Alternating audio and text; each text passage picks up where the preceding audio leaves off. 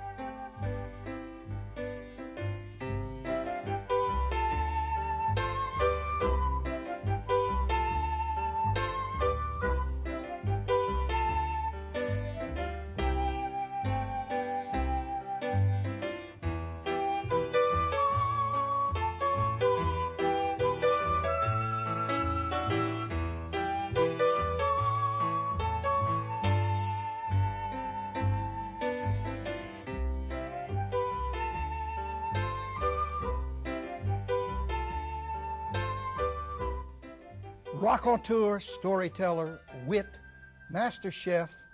Well, I can only be talking about one man, comprend? My friend, glad to see you, Justin Wilson. Glad to see you, Gus. Bless you, heart. You look good, and I'm glad for you to see me, too. Well, I'm feeling better now that I'm talking with you. Oh, bless your heart. When Justin and I were talking on the set prior to the cameras coming on, I mentioned a bad word, and I didn't know it was a bad word, and I let him explain it to you. I mentioned the word comedian, and he said, "Pardon, no good." No, well, you know, a comedian, usually they have everything is written for them. A great deal is written for them. I'm not. I'm a humorist. I see something humorous going on around me and take a little simple story and add on to it, and things pop out, come on, I don't know where they come from. That's a humorist. Nothing is written for me, nothing at all. Okay, we've got that straight, and I wanted the folks to share your thinking on it. Justin, how does Justin Wilson, which is not a Cajun name. It's not a Cajun name, but it's a French name. It's a French name. Yeah. Do you have any Cajun blood at all? I would say so, yes. My mother was part French Huguenot and part, I guess, some of the Acadian. My great-great-great-great-grandfather landed in Savannah, Georgia, and his name was Huie, H-U-I-E, like Buie, you know, B-U-I-E, but Huie. And that was in 1733, and he came on overland to Louisiana and settled in South Louisiana. Now, some of the records, the genealogy have been lost, and some of them I've been able to look into. But I'm about half Louisiana French. Interesting. I didn't know that. But the funny part about it, if it's a drop of French blood, people think of it as Cajun. And I'm so proud of the fact that I am, you know. Let me ask you a question. Your life is built around Cajun humor. How do you feel about the Cajun people? What do you think of them as a people, aside from just the obvious, the humorous and the good cooking and so on? I think that they are great people. The humor is a part of them, you know, just like the cooking is a part of them. They love to live, and they don't just, and they live to love. A lot of people just love to live, and they don't, see. But Louisiana Cajun people, they put a lot into life, and they get a lot out of it. They don't particularly gossip about each other. They may talk about each other a little bit, but it's not in the form of gossip. I think that they're a lot smarter than people all over the United States give them credit for. See, I know, I haven't worked in the oil field a lot as a safety. You know, I'm a safety engineer. Yes. And I've worked with the Louisiana Cajun people in practically every oil patch in the United States and Canada. And you always find them there doing the work because they know how. I was born and raised among them in Lafayette, Louisiana. Spent about the first 20 years of my life there. And I found them the most tolerant people in the world. Live and let live. That's right. That's exactly right. And I'm that way. I believe in it right now. Justin, your father was a remarkable man, was he not? Oh, I think so. I still tell some of the stories that the Cajun people told him years ago. He told me. I still tell some of them. Now, I'm sure most folks don't know, he probably held elective office in Louisiana longer than any man in political history. He held elective office for 50 years. 16 years of that were local offices like town council and school board and things like that. 32 years as Commissioner of Agriculture. 32 years? Yeah. Any politician would sign a contract today to stay in office 32 years. They sure would. I don't know of anybody who's pulled it off. Do you? Oh, yes. Pat Tugwell did. Long time, yes. So did... State Treasurer. So did Wade Martin, Jr. Wade Martin, many years. He sure did. Justin, when you were a kid in school, say grammar school, Were you a funny kid? Were you known for a sense of humor? Oh, yeah, yes. I started out in entertainment as a tap dancer and an interpretive dancer, you know, did all the interpretive dance like the snatchback and snake hips and things like that. And I sang and clog danced and all that. And I was in every play that they had. And they usually were comedies.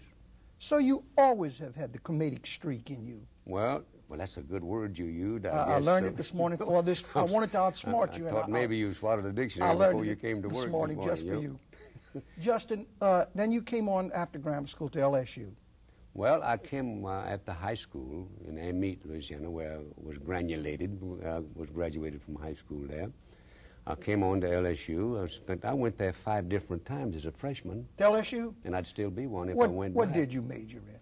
I majored in campistry. I read that. And I had a good time doing it. And I'm so glad I did. Does campistry mean the same thing as girls? Well, that had a great deal. You wouldn't think I would study campistry and not study girls. You attended 5 times? I was registered 5 different times as a freshman. That was in about 4 years, a little over. But you know what's funny about that, Gus, and I tell people this, I'm guest lecturer in 2 of their colleges out there right now. That is very funny. It is funny to me, yes. I bet they don't ask you to talk on grades, though, or study. Oh, my grades were good. Really? Oh, yes. It was your social life that got in the way. Well, I just figured I better quit before my grades got bad. That's what I would do. Justin, do you remember the first real Cajun whom you ever met or you ever knew? Oh, yes. She lived next door to me in Amite, Louisiana. Her name was Mrs. Wiest. Her husband, which is a German name, yes. But her husband was secretary to the police jury in Amite for many, many years. And she was a little short Cajun lady, and she talked French with my mother every now and then. That's where I heard my first French. Now, you knocked around and had all kind of jobs, didn't you, as a young man? No, I knocked around, and I worked for myself a great deal. Yes. But I've hoboed, I've fruit tramped, you know, packed fruit all over the United States. I've been a peace officer. I'm still one. I've done a lot of things. And in safety work, I've worked on so many different jobs. And it's been a lot of fun. It really has. I've learned an awful lot. How did you get into the safety engineering business? Well, I was an enforcement officer. And I got into, and I had charge of the safety, fire protection of all the warehouses in Louisiana. Huey P. Long hired me to clean up the warehousing industry in Louisiana when I wasn't old enough to vote. And I cleaned it up, too. I got whipped a few times and all that. But I cleaned it up and made it safe to issue negotiable receipts where farmers could borrow money.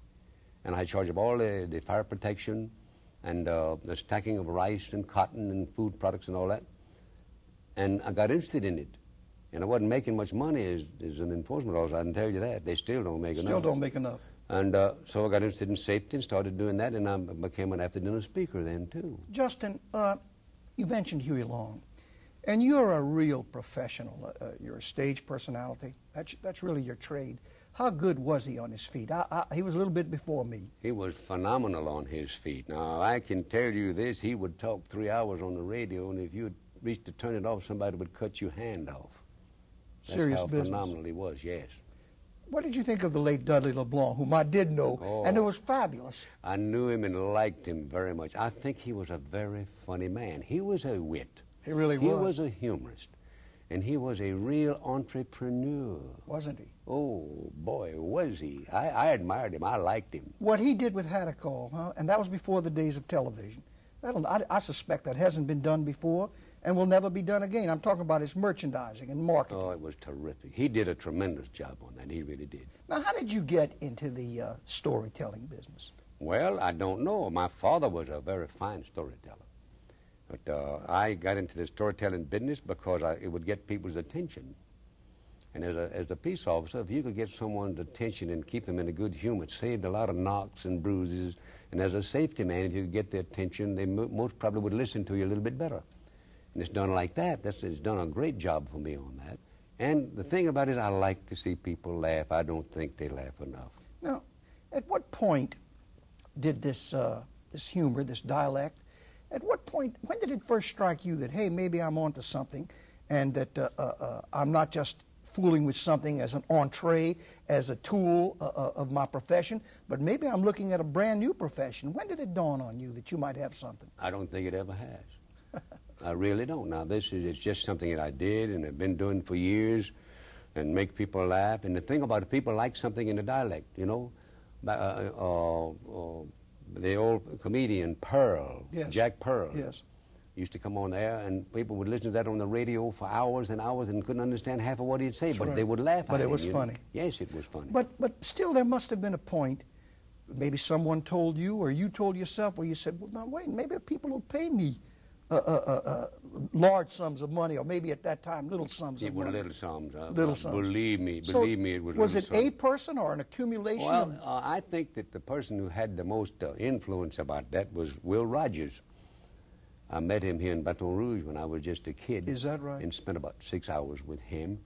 And he said, son, don't ever quit telling those wonderful stories, Yes, because people don't laugh enough. And he said, but always tell them something serious so they won't think you're a complete fool. And I've been doing that ever since. And I think that was about the time it had. And I'd started out as a singer. I started out as a singer, you know, and I sang professionally for a long time. I've sung in operettas and operas and musical comedy and things like that. And I still sing.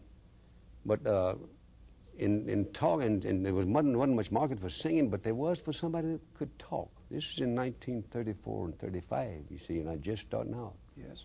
And so just accidentally, I think that most of it was, to be truthful about it. That's the way it looked to me. Where do you get your material? For example, the demands on you must be tremendous, and you've got to come up with new stuff, I suspect, almost constantly. People call me. People call me and tell me new stories all the time. Do they really? Oh, Do they yeah. write you to? Oh, they write me, but they call me, and I return every call that I get, see. And invariably, it'll be within, let's say, 50 calls, there's going to be someone with a story. With a story.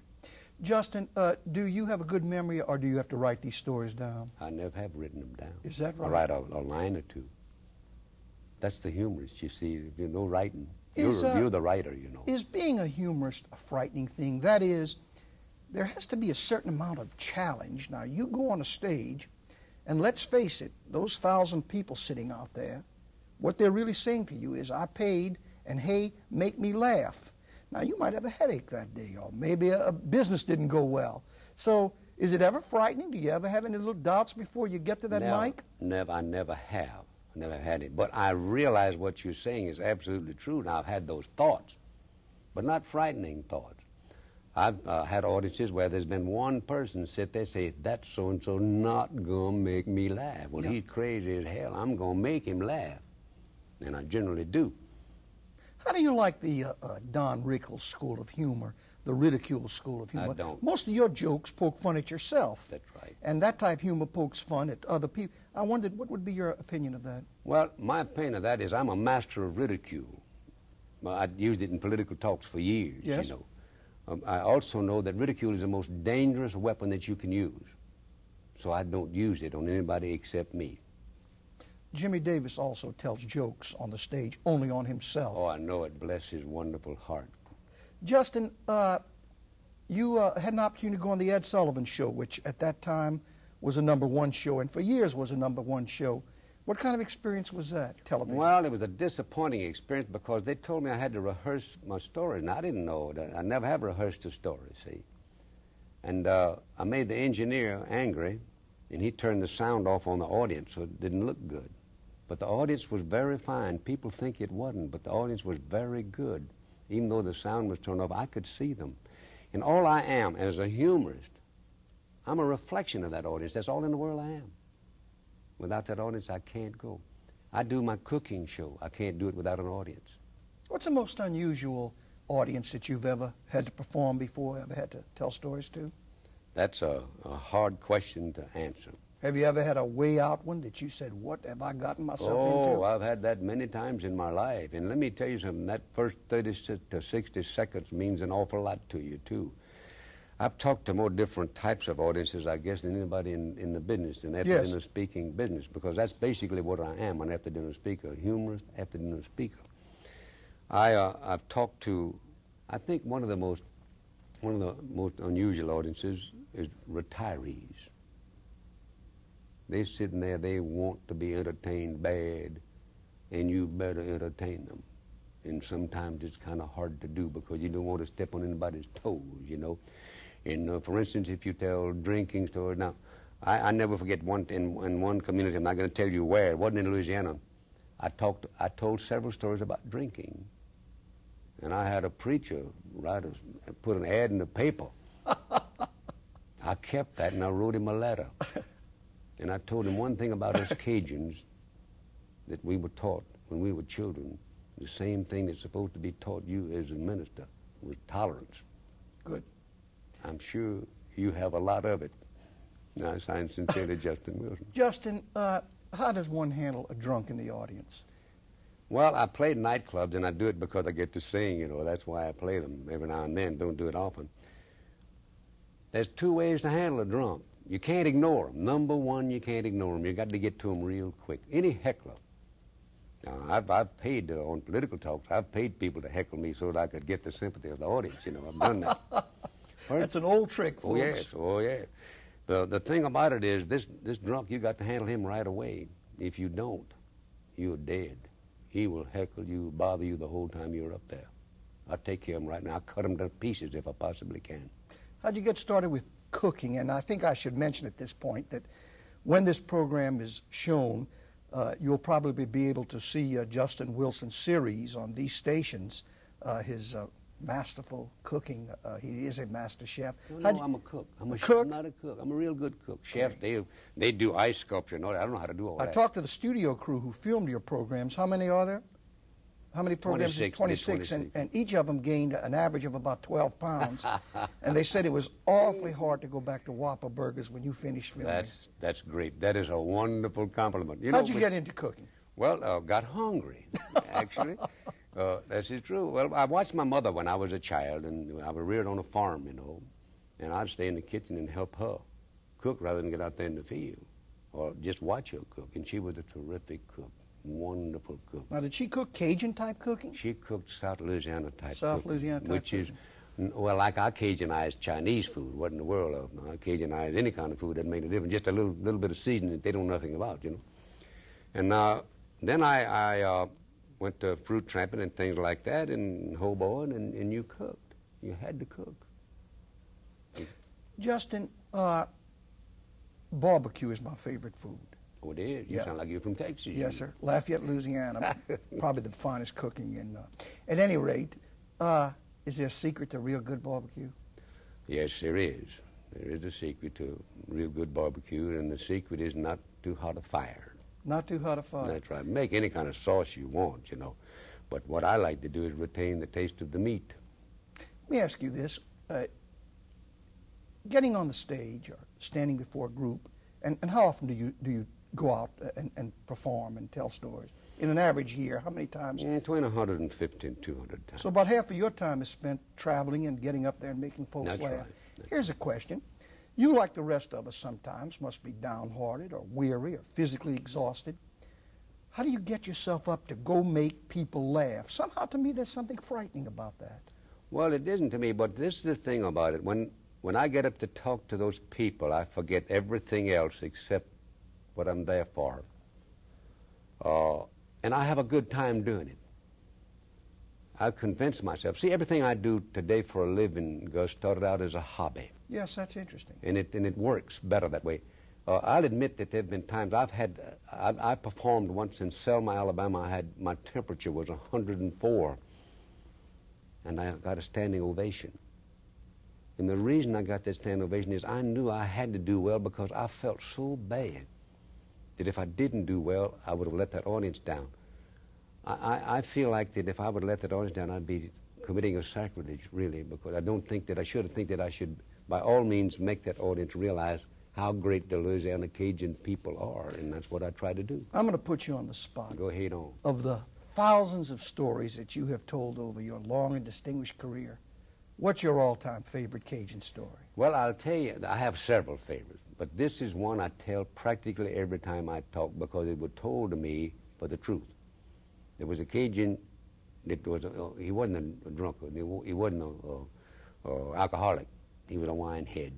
That's what he was just a plain old wine head. And one Saturday morning he woke up with a hang around, whoo, and bad. In fact, a little bit of D&T's mixed in there. He trimmed in so bad the wallpaper's going with it. He's some little men sitting on his belly stomach playing bourrée, Cajun poker, you know. And he talked with himself, I feel bad, and I've been bad, and I got to do something about both of that.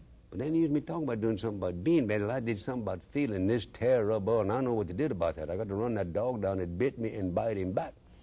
So I reached under the bed and got a half-fifth of that old cheap wine that he drank every day, and he drank so much of it every day that when he got up the next morning, before he took the first little bit of sip, he smelled terrible. Then if he took a few sips, he smelled even worse. So he reached and got some Boone's Farm Strawberry Hill, drank it down. His courage came back all the way plumb. The wallpaper settled back on the wall. The little men quit playing bourrée on his belly stomach, but they left their cards. Whew, he said, I feel much more better. Now God did something about being bad, and I've been bad. What am I going to do? Oh, I'm going to go to confession. He was a Catholic. He got up and started to shave himself, but he knew it cut his throat. So he found another fifth of that Boone's Farm Strawberry Hill, drank it down, shaved himself, bathed himself, put on his best blue serge suit, and he went to confession. Now, that single confessional, Gus, has got a little room on one side where, legally speaking, the confessor all going down. On the other side, he got another little room where also, too, legally speaking, the confessee going down.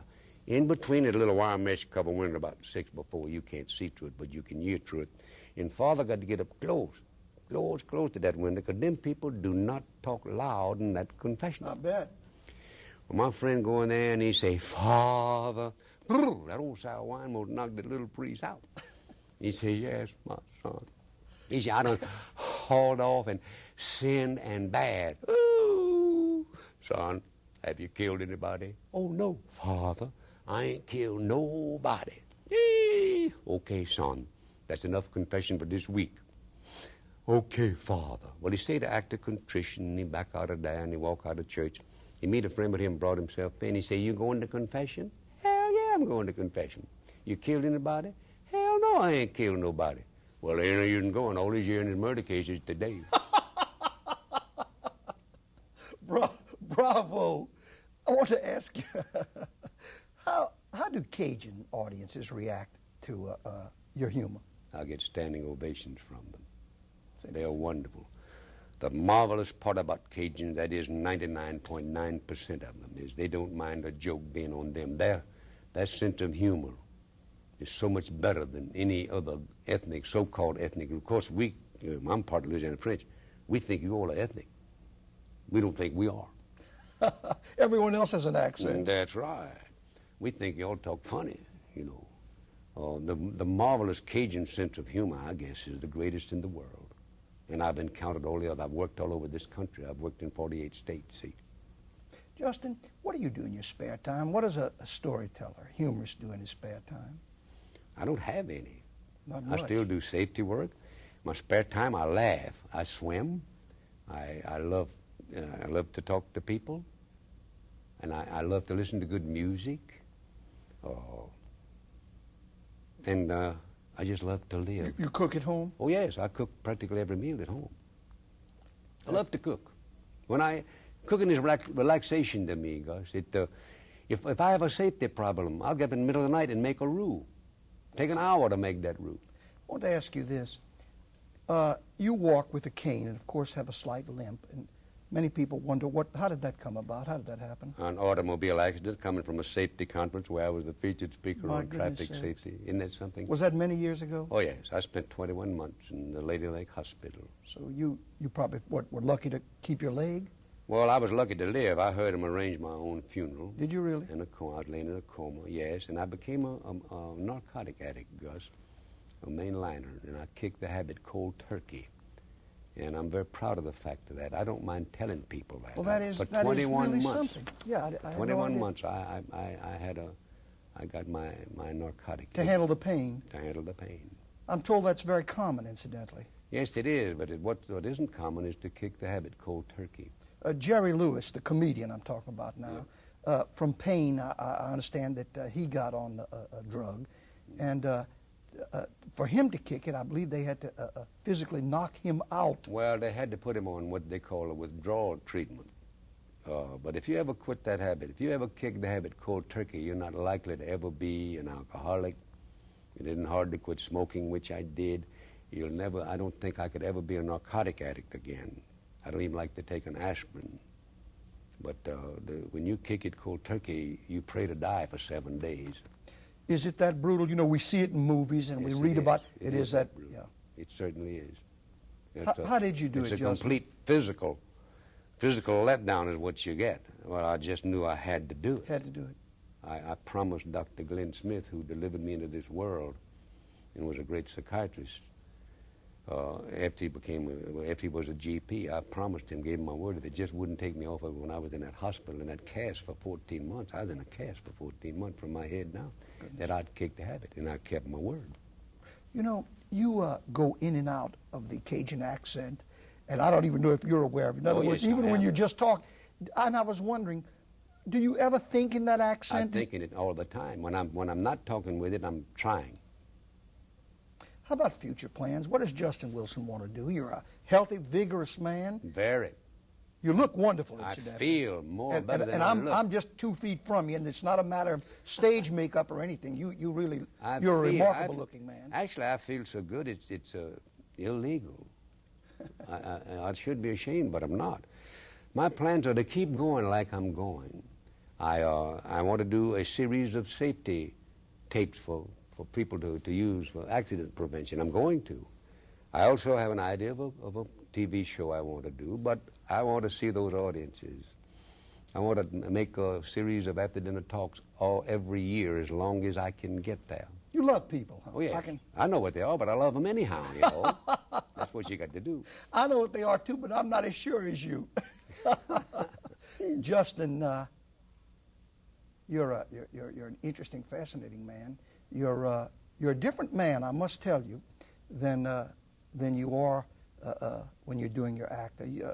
There's 2 different Justin Wilsons. There's a very serious Justin Wilson who's a kind of a philosopher with not necessarily any wit mixed in, and then there's the Justin Wilson who's a fabulous humorist. Well, with philosophy, you have to mix wit.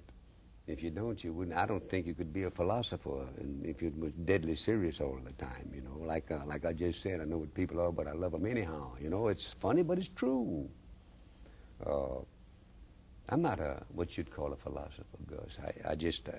I believe in me. I know me. I'm completely honest with me.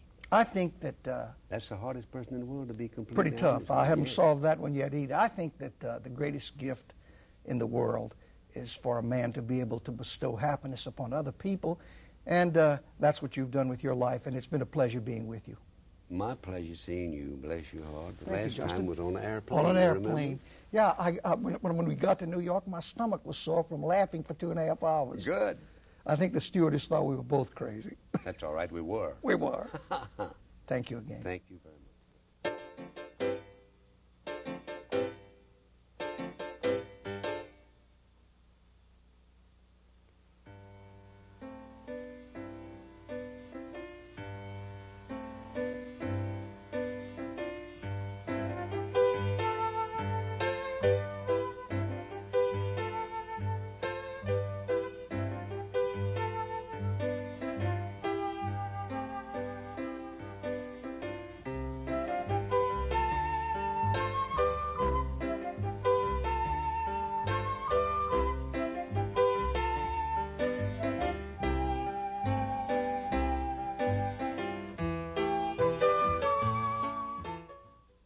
Funding for the production of Legends is provided in part by the Friends of LPB.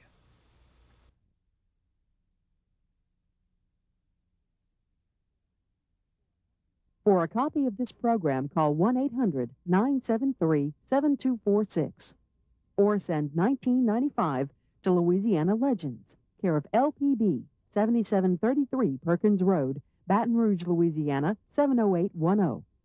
Please allow 4 to 6 weeks for delivery.